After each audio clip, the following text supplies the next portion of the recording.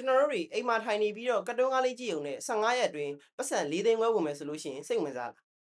ဒီလိုပြောပြီးတော့လူတွေစီကနေငွေပေါင်း3100ကျော်လိမ်သွားတဲ့ application တစ်ခုကိုကျွန်တော်ဒီနေ့မှာ hack ခဲ့ပါတယ်ကျွန်တော် TikTok ပေါ်မှာဒီ video view ဆိုတဲ့ application ကိုခဏခဏတွေ့နေရတော့ကြာပြီဗျအချင်းချင်းပြောရမယ်ဆိုလို့ရှိရင်ဒီ application က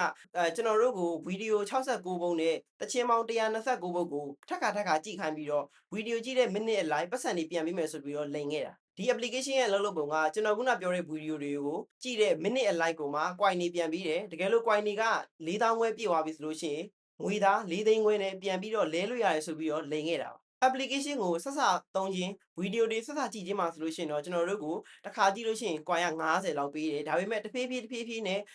ကျွန်တော်တို့ဒီမှာ coin တွေရတာများလာလေ coin ပေးနှုန်းကတဖြည်းဖြည်းနဲ့ရွသွားလိမ့်ပဲဒါကနောက်ပိုင်းမှာဆိုလို့ရှိရင်တော်တော်လေးကိုမှစိုးရတဲ့အခြေအနေတစ်ခုကိုရောက်သွားတယ်ဒီလိုနဲ့ပဲကျွန်တော်တို့က coin တွေဆက်မရတော့ဘူးဆိုပြီးတော့လက်လျှော့ကျင်လာမယ်ပြီးတော့ application ကိုဒီတိုင်းပစ်ထားလိုက်မယ်သူတို့ကအဲ့လိုဖြစ်အောင်ကို application ရဲ့ code ထဲမှာထည့်ရေးထားတာဗျနောက်ပြီးတော့ကျွန်တော်အဲ့ application ကိုယူပြီးတော့ application ရဲ့ code ကိုစစ်ဆေးကြည့်ခဲ့တယ်ကျွန်တော် hack ကြည့်ခဲ့ပါတယ်လွယ်လေးနဲ့ application ရဲ့ code တွေကိုကြည့်လို့ရခဲ့တယ်ဆိုတော့ hack တယ်လို့တော့မသုံးချင်ဘူးဒါပေမဲ့ကျွန်တော်ဒီနေ့မှာ application ရဲ့ code တွေအကုန်လုံးကိုခင်ဗျားတို့ကိုချပြသွားမှာဖြစ်ပါတယ်ဒီ app ကအလေးညာ application ဖြစ်တဲ့ကြောင့်မလို့ Play Store ပေါ်မှာတော့ download မရဘူးအဲ့ဒါကြောင့်မလို့ကျွန်တော်တို့ကဒီ application ကိုသူတို့စီကနေဝယ်ရတယ်ကျွန်တော်လည်းခင်ဗျားတို့ကိုတက်တည်ပြဖို့ဆိုပြီးတော့ဒီ application ကိုကျွန်တော်ရဲ့ပတ်စံ9000အဆုံးခံပြီးတော့ဝယ်လိုက်ပါတယ်ဒီအခါမှာသူ့ဘက်ကနေကျွန်တော်ကို .apk file ပြန်ပို့ပေးတယ်ပေါ့နော်ကျွန်တော်ကအဲ့ဒီ .apk file ကို VS Code ထဲမှာထည့်တယ်ပြီးရင် command လေးတစ်ကြောင်းရိုက်လိုက်ပြီးတော့ဒီ application ရဲ့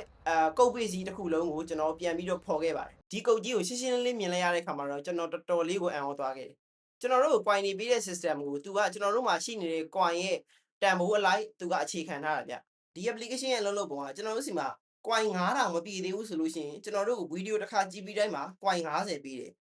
ကျွန်တော်တို့က coin 9000ပြည့်သွားရင်တစ်ခါကြည့်ရင် coin 30ပဲပြီးတော့တယ်1000ပြည့်လို့ရှိရင်30ပေးတယ်2000ပြည့်သွားလို့ရှိရင် coin 20ပဲပြီးတော့တယ်ဒါပေမဲ့ coin 2000ခွဲပြည့်သွားတဲ့ခါမှာကျတော့15 coin 3000ပြည့်သွားတဲ့ခါမှာ10 coin 3000ခွဲပြည့်သွားတဲ့ခါမှာ8 coin နဲ့4000ပြည့်သွားတဲ့ခါမှာ coin 5 coin ပဲပြီးတော့တယ်အဲ့ဒီနောက်ပိုင်းတော်တော်လေးကိုဆိုးရတယ်ကျွန်တော်တို့ရဲ့ coin က4300နဲ့4400ကြားမှာဆိုလို့ရှိရင်ကျွန်တော်တို့ကို0.1 coin ကနေ0.6 coin အတွင်းမှာ random ပေးတယ်ဆိုလိုချင်တာကတော့ video နှစ်ပုတ်ကြည့်တော့မှတစ် coin ရတော့မှာဒါတော့မှကန်ကောင်းမှရအဲ့ဒါထက်ပိုကြောက်ဖို့ကောင်းတာကကျွန်တော်တို့4400 coin ကျော်သွားပြီဆိုလို့ရှိရင်ကျွန်တော်တို့ video တစ်ခါကြည့်တိုင်းမှာ3.333333333ခုနှစ်လုံးအနောက်မှာ2 coin ရနေပြီးတော့3.331 coin ပဲပြီးတော့တယ်ဆိုလိုတာကတော့ကျွန်တော်တို့ကကန်အရန်ကောင်းနေတယ်ဆိုရင်တော့မှ coin လေးတစ် coin ရဖို့အတွက်ကို video အကြိမ်ပေါင်း1000မိနစ်ပေါင်း6000နာရီပေါင်း1000ရက်ပေါင်း41ရက်ကြာမယ်ဒီ41ရက်ဆိုတာက24နာရီတောက်6လုံးဖုံးဖွင့်နေမှရမှာနော်ဂုံယူပါတယ်41ရက်ပြီးလို့ရှိရင်တော့ကျွန်တော်တို့တစ် coin ရပါပြီကျွန်တော်တို့လိုတာက coin 200ဖြစ်တဲ့အတွက်ကြောင့်မလို့ coin 200ပြည့်ဖို့ဆိုလို့ရှိရင်ရက်ပေါင်း8333ရက်22နှစ်ထိကိုကြာမှာဗျဒါတော့မှကျွန်တော်တို့ကကန်အကောင်းဆုံးဆိုမှသာဒီလိုအနေအထားမျိုးကိုရနိုင်တာကျွန်တော်တို့သာကန်ဆိုးသွားမယ်ဆိုလို့ရှိရင်တော့မိနစ်ပေါင်း3000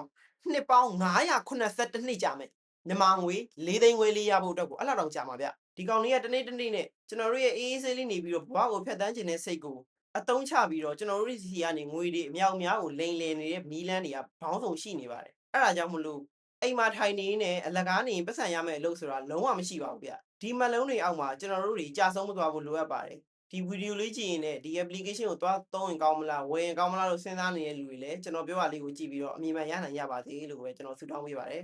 အားလုံးပဲအဆင်ပြေကြပါ